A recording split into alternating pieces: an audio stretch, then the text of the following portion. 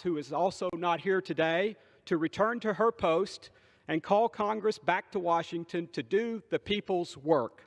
And I object. Jennifer Schutt at our table this morning. CQ Roll Call's appropriations and budget reporter. Our viewers just watching what happened on the floor yesterday. Explain, why does it keep getting blocked? This $19.1 billion disaster aid package keep getting blocked in the House. Right. So trying to get to a bipartisan bicameral agreement on disaster aid is something that's been taking months. There's been a lot of back and forth between Democrats and Republicans in the White House about what everyone can accept in this package. And we really didn't think that we were going to get some type of final agreement before Congress left town last Thursday evening for their week-long Memorial Day break, which is what they're in right now. But lawmakers and the White House were able to come to an agreement last Thursday midday, after the House had already taken their final roll call votes. A lot of House members had already left for the airports or to get in their cars to drive back to their districts. This is a district work period. It's really important for a lot of members to get back and hold town halls with their constituents and to hold fundraisers and to see their families and things like that. And so the idea, once this disaster aid agreement was reached last week, was that the Senate was able to take a roll call vote on that. That was an 85-8 vote. But then the House leadership really had to decide whether or not they wanted to pass this through unanimous consent during one of their pro forma sessions, or to wait until everyone returns on Monday to do a roll call vote. And House leadership, Republicans and Democrats, agreed to just do it through UC, unanimous consent. Unanimous consent, which is any member of the House's more than 400 members can stand up and block it, and that's what we've seen happen 3 times now. Debbie Wasserman Schultz tweeting out, it just happened again. For the 3rd time in 2 weeks, a single Republican blocked the disaster relief bill that would provide critical support to our still recovering communities. This is partisan grandstanding while people continue to suffer. Where is this money supposed to go, and what is the impact of the holdup? So one of the things that I want to sort of say from the top is that if you are in one of the areas of the country, or you know someone in one of the areas of the country that's experiencing these tornadoes or these floods, the sort of first on the ground federal relief is FEMA's Disaster Relief Fund. That fund has billions of dollars. It's completely fine. It's not like the federal government just isn't able to show up in these disaster areas and start helping out. What this $19.1 billion package is supposed to do is it's supposed to help communities impacted by the 2017 hurricanes, the 2018 storms and wildfires, and the first few severe weather events we've had in 2019. And so there's a decent amount of money in here, billions of dollars for farmers in rural areas to help people who lost crops or livestock due to these storms. There's money to rebuild military bases that have been damaged by them. There's money for the Army Corps of Engineers to help them do mitigation projects, which are supposed to help reduce the impact of severe weather in the future. And then there's some community development block grants to help people rebuild their homes and communities sort of rebuild infrastructure, roads and bridges that may have been washed out by storms or destroyed by tornadoes. Yeah, take a look at the breakdown of this disaster aid bill, of what Jennifer Schutt was just talking about. $3 billion to rebuild military, $3 billion to farmers, $900 million for recovery efforts in Puerto Rico. That's just part of that $19 billion. No money for border operations. And remember, this passed the Senate 85-8. So we want to hear from our viewers this morning on this debate happening here in Washington. Do you agree with what some Republicans are doing? There are Republicans who are saying we need this money. The phone numbers, here's how we're dividing the lines. Eastern Central part of the country, 202-748-8000. Mountain Pacific, 202-748-8001. If you've been impacted by one of these natural disasters, especially these recent ones, here's a phone line for you, 202-748-8002. We want to hear from you this morning. What is the White House's response? The White House hasn't had any particularly strong response. President Donald Trump has not tweeted out anything about this as these Republicans have been blocking unanimous consent in the House. Kellyanne Conway, a senior advisor, did do a gaggle on the White House lawn or driveway earlier this week, and she said that it's mostly that these Republicans are objecting to the process. They feel that this should be a recorded vote. They don't like the idea of passing it through unanimous consent. But I and several of my colleagues on Capitol Hill have actually spoke with Chip Roy, the first Republican to block this, as well as Thomas Massie, the second Republican to block this. And they have other concerns as well. Chip Roy and Thomas Massie both spoke to the fact that it's not offset, so it's just deficit and debt spending. They have concerns about that.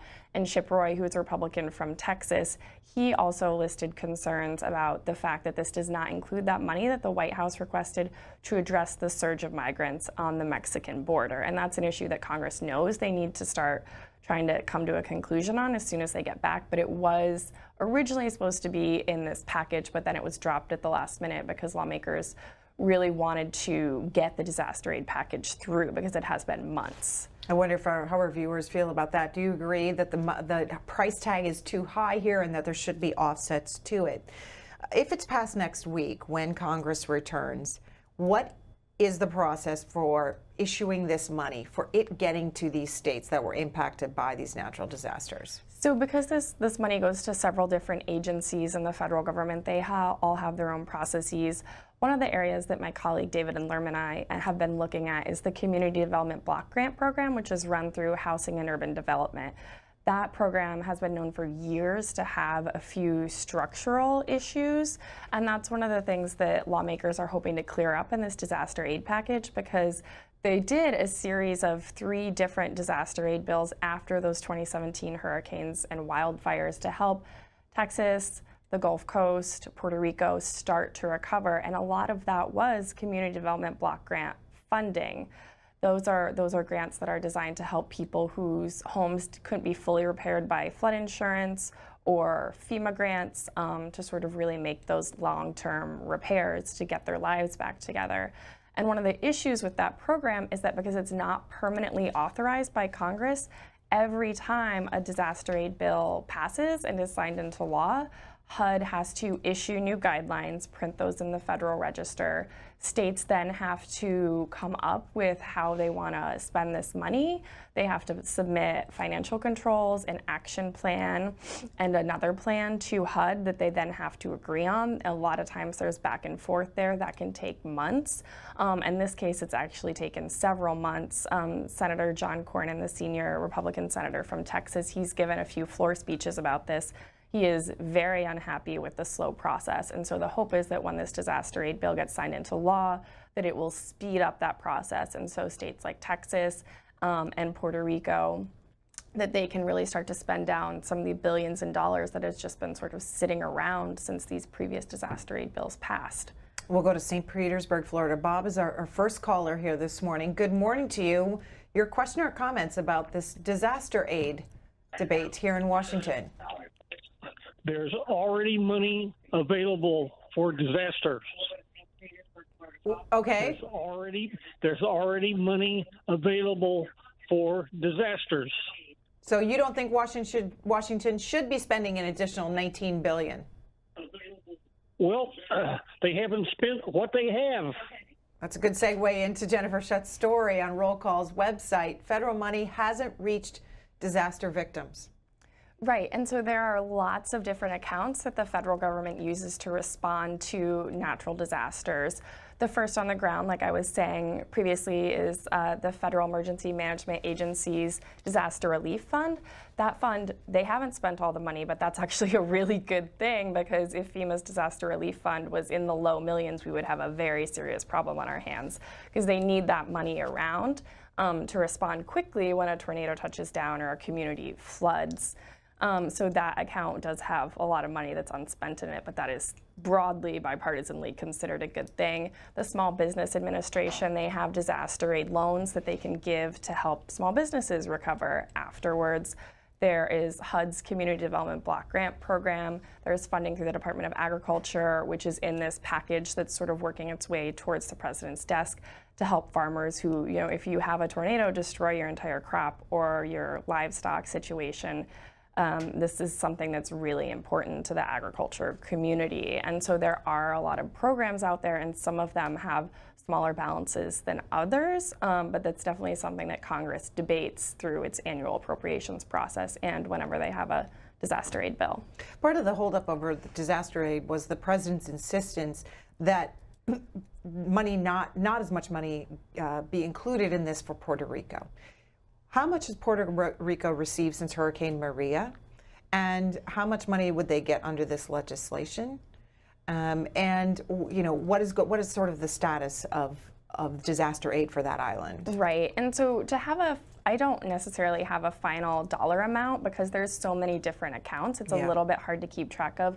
We know that in those 3 previous disaster aid bills, the ones that are already law, through the Community Development Block Grant Program, Puerto Rico was supposed to get about $20 billion. They haven't really received the vast majority of that yet, just because this process takes so long when HUD has to come up with regulations for how they want this money to be spent, print those in the Federal Register, go through that process. Then whichever agency is handling that for the municipality or the state, they have to apply, show all these different financial controls, and that has been a pretty slow process. And so that is one of the things that lawmakers were really concerned about and is supposed to be cleared up by this disaster aid bill. One of the things that is also in this disaster aid bill is an additional $600 million for nutrition assistance in Puerto Rico. That was something that both sides agreed to pretty early on, several months ago, honestly. President Trump was on board with that. He was fine with that. But then there was a lot of behind-the-scenes negotiating between lawmakers and the White House about how to include additional community development block grants to help people there who still have housing issues recover and still help with the massive infrastructure issues that are still sort of unresolved or not fixed completely after these 2 hurricanes just devastated that island. We'll go down to Florida, or Indiana, excuse me, Petersburg, Indiana. Caller, good morning to you. Yeah, I was just wondering why we send so much money over to foreign country instead of helping people around here right now.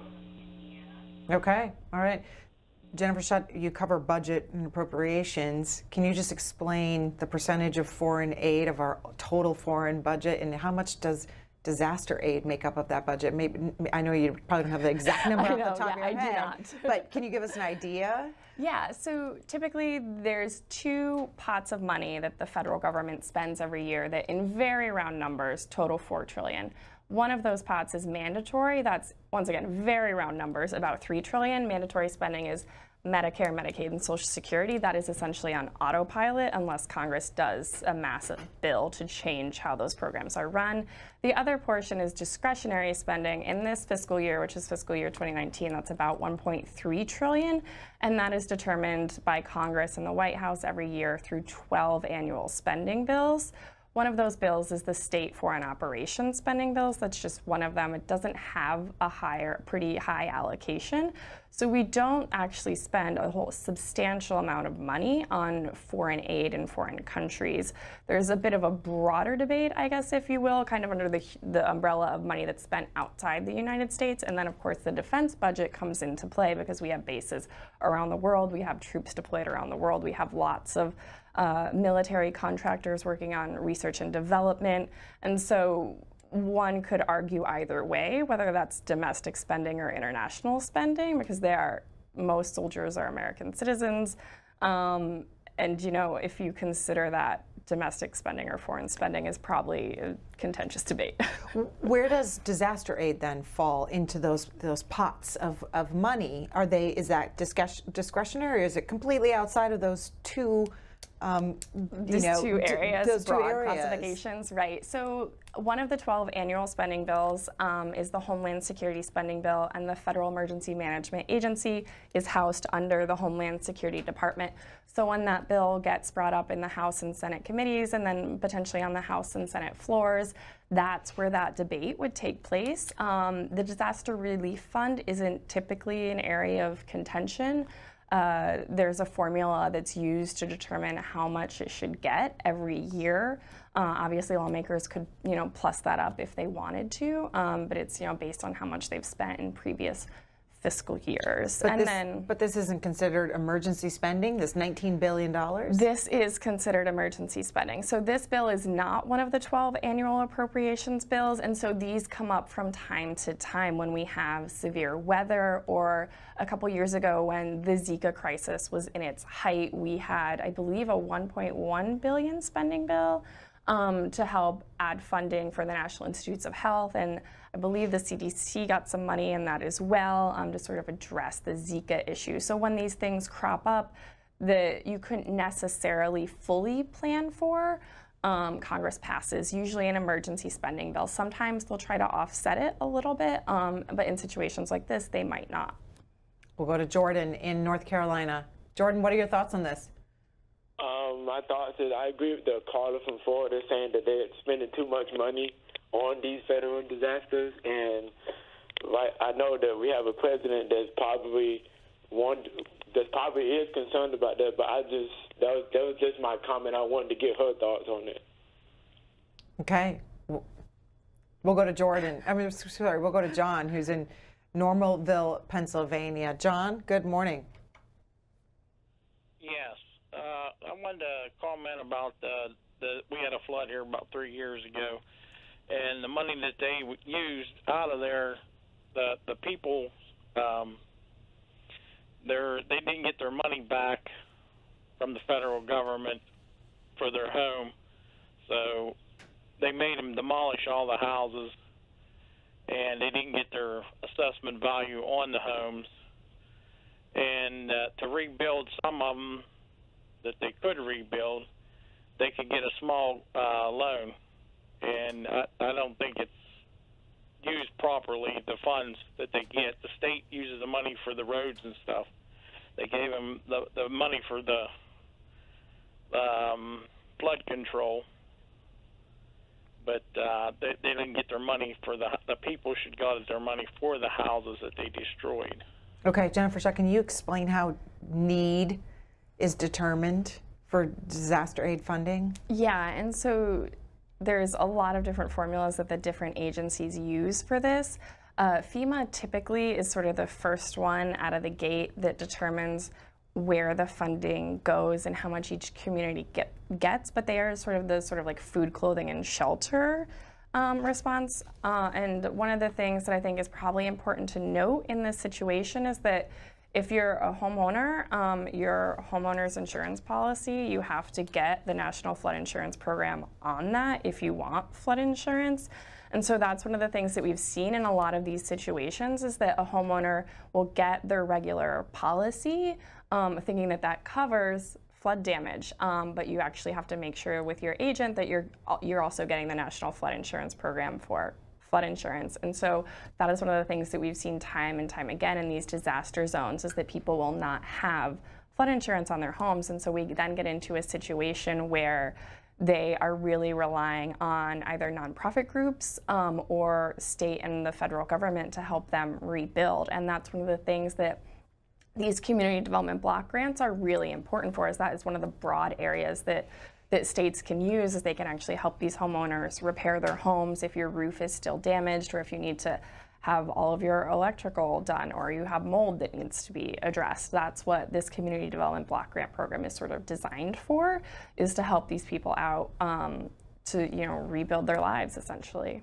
How is, because that caller was saying he doesn't think they're being used wisely, this money. So does the government monitor how the money is spent, and can they recoup the money if it's not spent appropriately? I am not sure about your second question, but on your first question, yes, there is very close monitoring of how disaster aid is spent. Typically, one of the things that myself and my colleagues watch for is every department, federal department, has an Office of the Inspector General. These are sort of the watchdogs to determine whether or not an agency is wasting money or doing things that are inappropriate. And so one of the things that we really track closely is that they follow this money and then they issue reports, some of which can be 100 or more pages in length, talking about how this aid was used and maybe where improvements need to be made. And so there's definitely people watching how this is done, as well as Congress and its oversight for all the appropriations committees. the lawmakers and their staff, they all follow this very closely because they don't want to have some big scandal where money is being spent unwisely, because that makes them look bad. And that brings up Puerto Rico, because Republicans have said they're concerned that the Puerto Rican officials have not proven that they're going to spend this money effectively. That was part of the debate. There are guardrails in this $19.1 billion disaster aid bill, which is stalled in the House but expected to pass on Monday during a roll call vote, that would sort of make sure that there's additional oversight provisions on Puerto Rico. And so that's something that everyone kind of came to an agreement on, and it wasn't particularly contentious. We'll go to Larry next in St. Charles, Missouri. Hi, Larry. Hi, how you doing? Morning. Go ahead. Well, I've been through the Constitution, and I've been unable to find anything that permits the federal government to have any kind of disaster aid. I'd appreciate it if somebody could point that out to me. Yeah, the emergency spending? Yeah, the power of the purse rests with Congress. They have the legal authority under the Constitution to tax and spend. This is spending. It's fully theirs. Tommy in Tennessee. Tommy? Yes, good morning, ladies. Follow up on that previous question. Is money moved from one agency to another, or is the money printed up, or do we borrow the money from China or whoever? Yeah. How does actually the money be acquired to distribute to the states? Got it. Right, so this bill, that is one of the objections that these three Republicans have made, is that they are concerned that this bill is not offset. Essentially, we're not moving money from one account to disaster relief accounts. And so they're concerned that because this would add $19.1 billion to the annual deficit or the cumulative debt, and that is a concern. Typically, the deficit right now, in very round numbers, is a little bit under $1 trillion for the last fiscal year, and so that means that it's just a very basic revenue and spending like anyone does in their personal finances, sort of on a much bigger scale because it's the federal government. But it's how much taxes, how much revenue is coming in to the Treasury, and how much is going out. And so in very, very round numbers, which I have not memorized completely, it's like about a $3 trillion coming in, $4 trillion going out split. Very round approximate numbers. If you want real ones, you're going to have to Google that. Okay. We'll go to Clarksburg, West Virginia. Frank, what happened in West Virginia? Natural disaster there? This goes back to 2016. Okay.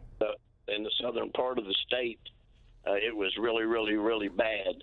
But the crazy part is that FEMA, from what I understand, there was $3.5 million sent down there. But this was in Richwood, West Virginia, okay, where they only spent $400,000 to help the people.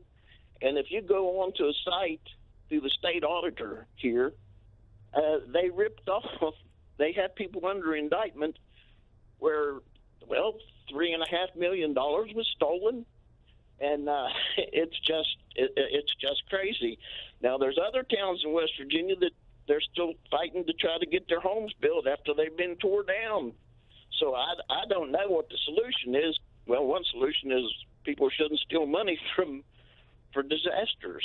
But look that up. You have a good day. Okay. Bye. We'll go to Phyllis in Fort Lauderdale. Hi, Phyllis. Hi. I just want to say that the government, United States government, need to make sure that this money is being spent properly on the things it should be spent on. It's a lot of corruption in Puerto Rico, and it's taxpayers' money, and I want to make sure that it's someone looking out for this money. Okay. All right, Phyllis. Well, Jennifer Shutt talked about the guardrails that are put into this $19.1 billion disaster aid package to oversee those funds going to Puerto Rico. It also includes money for farmers to rebuild military facilities and housing as well. Jamie Raskin, who is a Democrat from Maryland, was in the Speaker's chair yesterday when the lone Republican, John Rose, blocked this disaster aid from a unanimous consent vote. Afterward, he talked to reporters. This is what he had to say. We don't think that anybody in Congress should be playing games with disaster relief. We've got millions of Americans who are facing really cataclysmic conditions across the country because of these extreme weather events, which so many parts of America are dealing with now. So we don't think that they should be, playing parliamentary games with it. When I first heard about it, I heard that it was about them wanting to build funding for the wall into the disaster relief legislation. And obviously that doesn't fit. This is for disaster relief for people suffering from hurricanes and drought and earthquakes and so on. That's what disaster relief is. It has nothing to do with the wall. The Congress already rejected the president's request to go down the road of spending tens of billions of dollars on his wall. So it's not appropriate to be finger painting on this legislation with respect to the wall. They didn't mention the wall today, so I'm not quite sure exactly what the point of it is now, especially since they did not object to the flood insurance legislation. So that's important legislation too. So I don't really see the rhyme or reason to what they're doing. Jennifer Shutt, what stands out to you from what you just heard from the congressman? So putting border wall funding on this was never part of the discussion. The part of the discussion that I think he's referring to is that the Trump administration sent a $4.5 billion supplemental spending request to Congress in early May, I believe. I think it was on May 1st. And they were asking for additional funds, mostly for the Department of Health and Human Services Office of Refugee Resettlement, which deals with these unaccompanied children coming across the border and sort of taking care of them. And so one of the things that we heard throughout the last month was that Democrats and Republicans broadly agree that taking care of these children and other people crossing the Mexico border is a humanitarian crisis, and it's something they know that they need to find additional funding for because this office that handles sort of taking care of these children is very close to running out of money as early as the next week or two. And if that happens, they've said that they'll pull money from other accounts, but that's not an ideal situation. And so that's something originally lawmakers were trying to add some additional funds to address this situation to the disaster aid bill, but because they couldn't get final agreement on some of the policy language, some of the oversight provisions in that, last Thursday, everyone agreed to just pass the pure disaster aid bill and to return to that debate when they get back into town on Monday. Kay in New York, you're next. Thank you for taking my call. I'm calling in about the federal flood insurance program and then property insurance and how the two work together. A friend of mine's home was flooded during Sandy, and she had both the federal flood insurance and her regular property insurance. And the federal flood insurance program said that they weren't responsible, even though the family had to flee and waste from their home. They said it wasn't due to flood, it was due to wind, and the property insurance company wouldn't pay because they said it was due to flood and wasn't covered by her property insurance. She then had to borrow what little money she had saved in her 401k, and then she had to take on credit card debt. Then her home was worth far less than her mortgage and drove her into bankruptcy and really ruined their lives. So I think someone should look at the federal flood insurance program.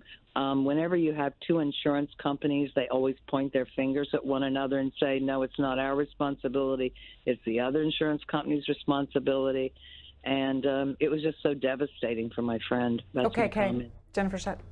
Yeah, and so this is one of the issues that Congress does regularly look at. One of the bills that passed the House yesterday, the Senate had already passed, was a 2-week extension for the National Flood Insurance Program.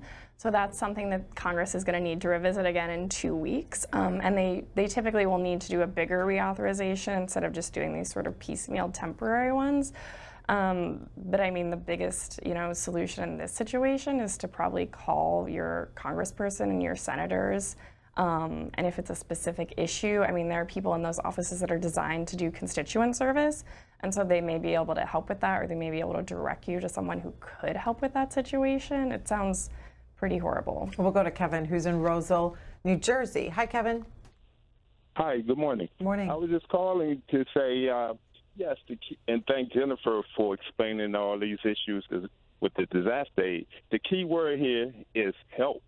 And I'm surprised that these Republicans are doing what they're doing to stop this disaster aid to help people who needs it. But I'd just like to thank Jennifer again for explaining and,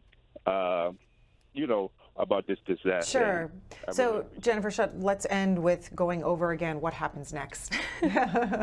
Right. So the House and Senate are both scheduled to return on Monday. The Senate will be holding votes around 5:30, the House around 6:30. House Majority Leader Steny Hoyer, a Democrat of Maryland, has said that this bill is going to come up in that House's 6:30 vote series. It has broad bipartisan support. Like we've said, it passed the Senate 85-8. It is expected to pass the House. President Trump has said a couple times that he plans on signing it, and so it's really this tactic just delayed it by a little over a week. Did it impact those who were expecting it? States, communities? It definitely delayed the aid by a few days. Like, it could have been, agencies and departments could have started using it potentially this past week, but a week-long delay is not. They've been negotiating this for months. So in terms of that context, it is not a particularly long amount of time, but I can't imagine if you're a farmer waiting for reimbursements for lost crops that this is something making you happy with your government. Jennifer Shutt, you can follow her reporting if you go to rollcall.com. She's also on Twitter @Jennifer Shutt. Thank you for the conversation. Yeah, appreciate it. Thanks for having me.